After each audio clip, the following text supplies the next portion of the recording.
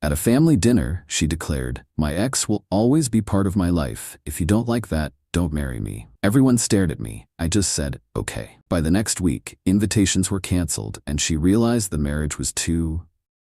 It all came to a head at a Sunday dinner. One of those tense pre-wedding family gatherings where two tribes who have nothing in common are forced to pretend they're about to be joined for life. My parents, a quiet, traditional couple who have been married for 40 years, were on one side of the table.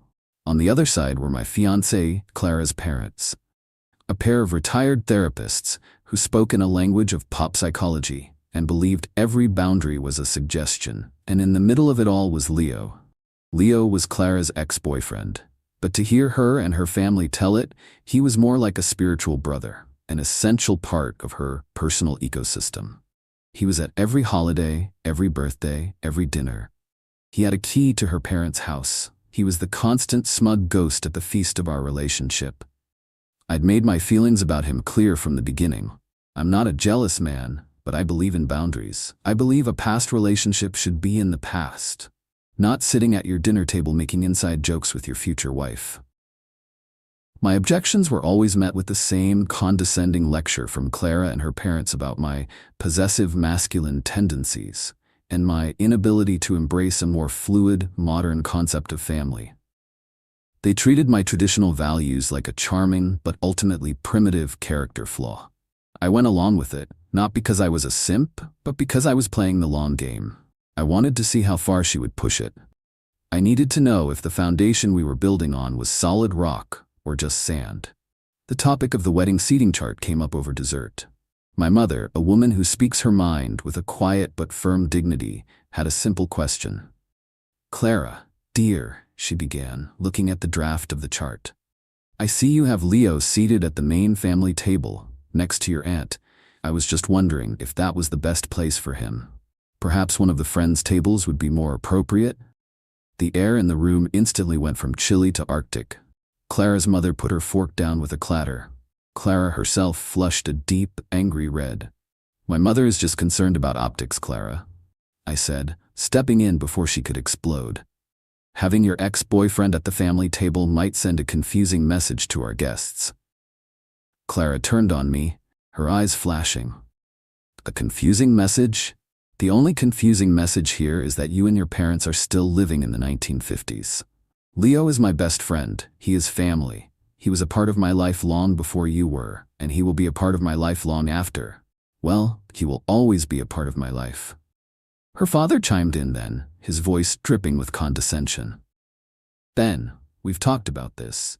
Your rigid definitions of relationships are what cause insecurity. Clara and Leo have a beautiful, evolved connection. You should be celebrating that, not trying to control it." It was a perfectly executed two-on-one attack, with her mother nodding in solemn agreement. They had been practicing this kind of psychological maneuvering for years. But this time it was different. This time, my parents were there, watching this woman and her family treat me and our impending marriage with such casual, arrogant disrespect. Clara, feeling emboldened by her parents' support, decided to press her advantage. She stood up, her hands on her hips, and delivered the line that would bring the entire charade to a crashing halt. She looked from my mother to me, her voice loud and clear for the entire room to hear. "Let me make this perfectly clear for everyone. My ex will always be a part of my life. He will be at our wedding. He will be at our children's baptisms. He will be at our holidays. That is a non-negotiable fact. If you don't like that, then don't marry me." The ultimatum hung in the silent room. It was a declaration of war. Everyone stared at me, waiting for my reaction. They expected me to argue, to plead, to back down as I had done so many times before just to keep the peace. Clara had a smug, triumphant look on her face. She thought she had me trapped. I didn't say a word for a full minute. I looked at her, standing there in all her defiant arrogance. I looked at her enabling parents, nodding in approval. I looked at my own parents, their faces a mixture of shock and quiet dignity, and then I looked back at her. The long game was over. She had just shown me the final stress test results, and the structure was condemned. I gave a slow, deliberate nod. "Okay," I said. The word was so quiet, so devoid of emotion, that it seemed to confuse her. "Okay?" she repeated, her tone mocking. Okay, you'll behave? Okay, you'll stop being a jealous child? No, I said, standing up from the table. I folded my napkin and placed it on my plate. Okay, I won't marry you. I turned to my parents. Mom, Dad, we're leaving. And without another look at Clara or her stunned, speechless family, the three of us walked out of the house and out of their lives. Update 1. The drive home with my parents was silent for the first 10 minutes. My father just drove, his eyes fixed on the road, his hands gripping the steering wheel. My mother stared out the window. I think they were waiting for me to break down, to show some sign of regret or heartbreak. But I felt nothing but a profound, almost surreal sense of peace. The weight of a 5-year charade had just been lifted from my shoulders. Finally, my dad spoke, his voice low and steady. Are you sure about this, son? I've never been more sure of anything in my life, I said. My mother turned around from the passenger seat. There were no tears in her eyes, just a quiet, fierce pride. Good, she said. She was not the one for you. We were just waiting for you to see it. When I got back to my own house, the house I had bought, the one Clara had been living in for the past 2 years, my phone was a war zone. Dozens of missed calls, a flood of texts from Clara, her parents, her friends, even from Leo himself. They ranged from furious to confused to pleading. Clara, what was that? You just walked out? You can't be serious. Clara's mom, Ben, you have deeply hurt our daughter. You need to come back and apologize immediately. Leo, dude, what the hell is your problem? You're blowing this way out of proportion. They were all operating under the same delusion, that this was a tantrum, a momentary fit of pique that could be smoothed over with a few condescending lectures and a non-apology. They hadn't yet grasped the finality of the word okay. I didn't reply to any of them. Instead, I made a single phone call. It was to our wedding planner, a woman named Cynthia, who was a consummate professional. Cynthia, I said, it's Ben. There's been a change of plans. The wedding is off, permanently. There was a stunned silence on the other end of the line. What? Ben, the invitations are scheduled to be mailed out tomorrow morning. I need you to stop that immediately, I said. Do not send out a single invitation. As for the rest of it, I need you to begin the cancellation process for all vendors. My fiancée and her family will be your point of contact for all financial matters moving forward. They were handling the payments, so they will need to handle the refunds and the cancellation fees.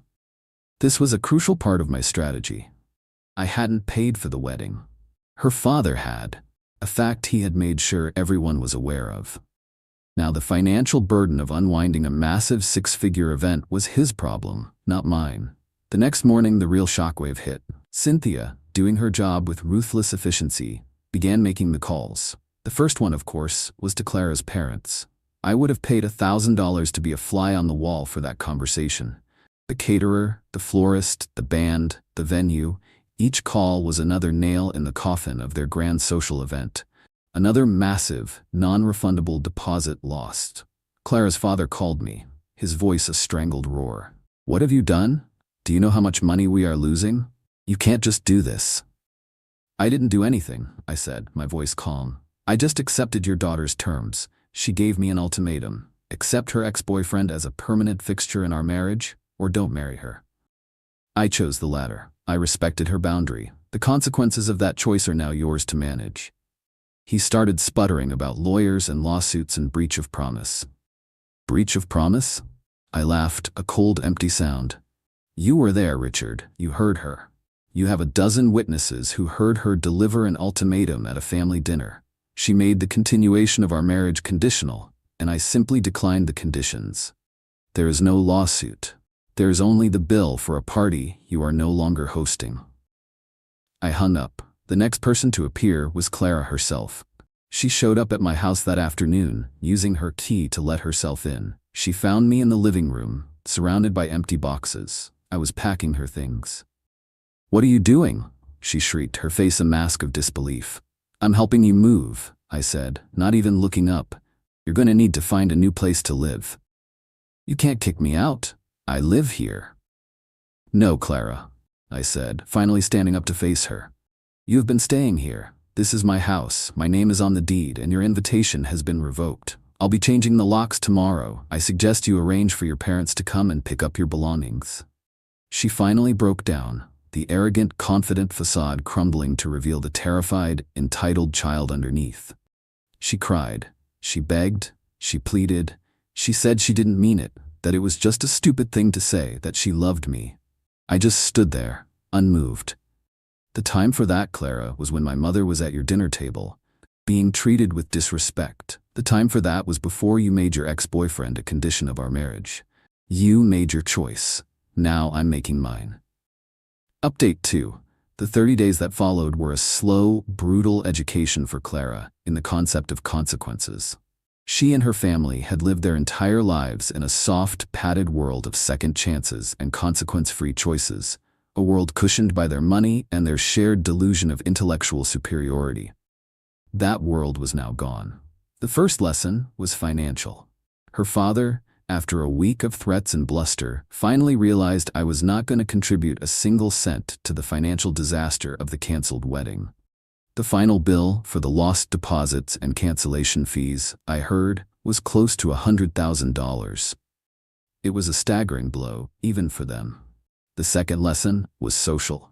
They tried to spin the narrative, of course. They told their friends that I was emotionally unstable, that I had a breakdown, and called off the wedding for no reason. But the story was too good, too juicy. A dozen people had been at that dinner. The story of Clara's ultimatum and my quiet, final acceptance spread like wildfire through their social circle. She wasn't the victim. She was the arrogant fiancé who had overplayed her hand and lost everything. Clara, after being forced to move out of my house, had to move back in with her parents. The atmosphere in that house, I was told, was toxic. Her parents, facing a massive financial loss and a public humiliation, resented her. They were constantly fighting, the thin veneer of their evolved family dynamic stripped away to reveal the bitter, dysfunctional reality underneath. Leo, the ex-boyfriend, the man who was so essential to her life, proved to be less than useless in a real crisis. He was a fun accessory for a woman who had a stable, successful fiancé. He was not interested in being the support system for a broke, unemployed, and emotionally volatile single woman. He slowly, quietly began to distance himself. The constant calls and texts stopped. He was busy. He had other plans. He was, in the end, just another fair-weather friend. While her world was burning down, I was quietly rebuilding mine. I took a 2-week trip to Europe, a trip I had always wanted to take but had put off because Clara had no interest in it. I came back feeling refreshed and clear-headed. I focused on my work, landing the biggest project of my career. I reconnected with friends who had drifted away, friends who had never liked the person I became when I was with Clara. I didn't date. I wasn't interested. I was enjoying the peace, the quiet, the freedom of a life that was entirely my own, a life where I didn't have to constantly navigate the emotional minefield of another person's insecurities. The final and most satisfying lesson for Clara came about 6 months after our breakup. A major architectural journal published a feature on a historic theater I had spent the last 2 years restoring. It was a huge honor, the pinnacle of my career so far. The article included a gala event celebrating the reopening of the theater, an event attended by the mayor and some of the most influential people in the city. There was a picture of me standing on the stage accepting an award for the project. Final update: it's been a little over a year since that Sunday dinner. My life has moved on in ways I never could have imagined. My company has grown, and the success of the theater project has opened doors I never knew existed. I sold my old house and bought a beautiful loft downtown, a place that is entirely me, all clean lines, exposed brick, and industrial steel. I started dating again about 6 months ago. Her name is Sarah. She's a doctor. She's kind, she's brilliant, and she has a backbone of steel. Her family is wonderful, a loud, loving, Italian clan who welcomed me with open arms and too much pasta. Her past is her past, and my past is mine. We are building a future together, a future based on mutual respect and clear, honest boundaries. I hadn't seen or spoken to Clara in over a year. I had blocked her and her entire family on everything. But I heard things through the grapevine of mutual acquaintances. Her parents had been forced to sell their large house and downsize to a condo. The financial hit from the wedding, combined with some of her father's other creative financial ventures going south, had crippled them. Clara was still living with them. She had tried to launch a career as a life coach, but without my money to fund the website and the marketing, it had failed to launch. She was working part-time at a high-end boutique, a job she apparently hated. Leo was completely out of the picture. He had gotten engaged to another woman, and he and his new fiancée had made it very clear that Clara was not a part of their modern, fluid family. The final, unexpected encounter happened last month. I was at a charity auction with Sarah. We were bidding on a piece of art, laughing and having a good time. I looked across the crowded room and I saw her. She was there as a volunteer, one of the people in black aprons serving champagne and clearing plates. She saw me. She saw me with Sarah, a beautiful, successful woman, laughing at my side. She saw me looking happy, relaxed, and completely, utterly indifferent to her existence. Her face, for just a fraction of a second, crumpled. The mask of bored resentment she was wearing slipped, and I saw a flash of pure, unadulterated regret. She turned and disappeared into the kitchen before I could even register the moment completely.